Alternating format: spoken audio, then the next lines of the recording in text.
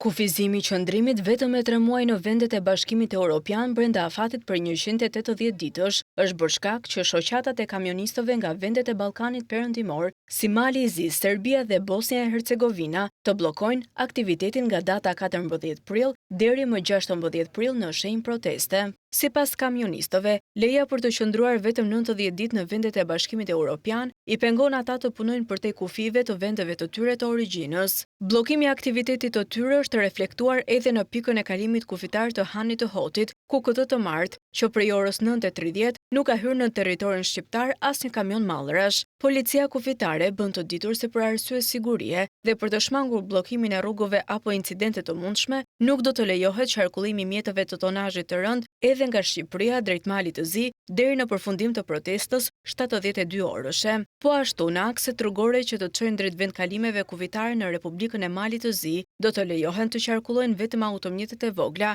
automjetet e emergjencës, autobusët dhe mjetet e transportit të pasagjerëve. Policia kufitare kërkon mirëkuptimin e drejtuesve të mjeteve të tonazhit të rënd për respektimin e periudhës së kufizimit të lëvizjes me qëllim shmangjen e bllokimit të rrugëve apo incidenteve të mundshme.